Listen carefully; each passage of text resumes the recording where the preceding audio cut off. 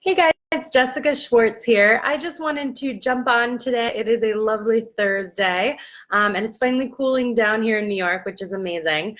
I just wanted to jump on to talk to you a little bit about the idea of refining your book. So a lot of people who are, let's say you're an entrepreneur or a business owner or you're a subject matter expert and you want to write a book in order to further your business. For example, my first book was about writing as a business and freelancing, finding clients, working with marketing yourself and freelance and how to pay, how to charge and get paid as a freelancer. And that was something that I'm an expert in. So I wanted to write about that. But there is a difference between just knowing the general topic and then refining your idea down.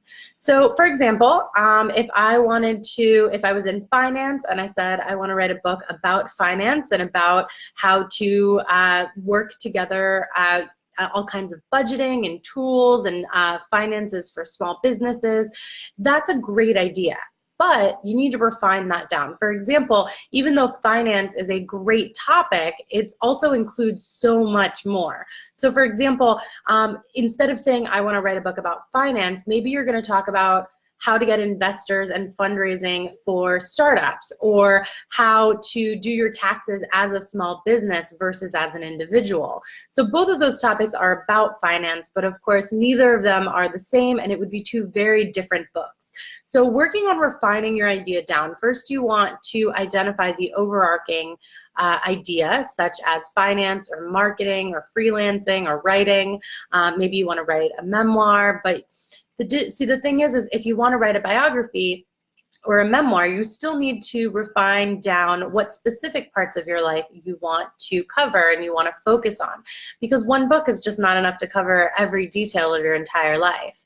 So it's all about refining down into what's going to make sense. So if you do sales, so sales is a great topic because sales is something that every company does, whether you are an individual entrepreneur or you are a member of a gigantic multinational corporation. Coca-Cola still does sales.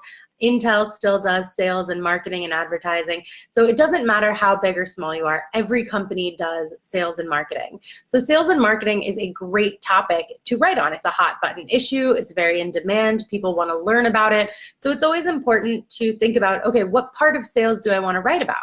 Do I want to talk about marketing myself to individuals or entrepreneurs? Do I want to talk about how I sell myself to larger companies or as a individual project work or as a monthly client?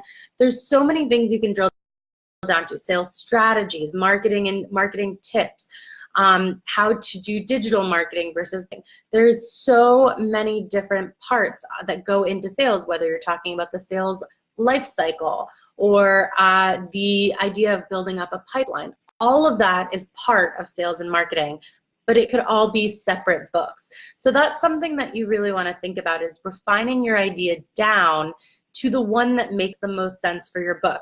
And in addition, how is that book going to affect your business? So by writing a book, you are going to get instant credibility and authority in your subject. And so it really gives you a very big perceived bump in authority and credibility and knowledge. So that's amazing. To be a published author, automatically people are going to say, oh, you wrote a book on it, he must be an expert. So that's already amazing.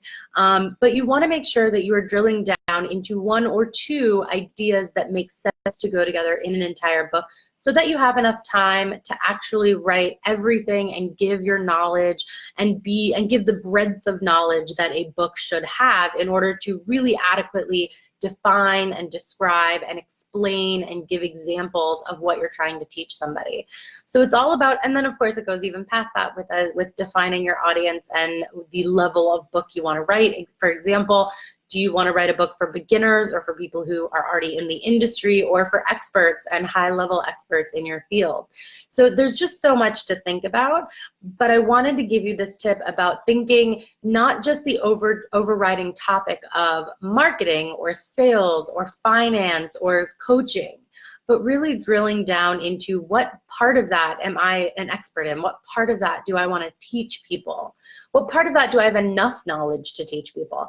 So that's what I really want you guys thinking about. And this and so much more is available in my brand new course, How to Write a Book in 3 Months, which is going to be starting on September 28th. We have 2 more spots available in the inaugural course, and I would love to speak with you if you're interested. I'm going to put a link in the description below with how to jump on a call with me directly, and we can talk about it.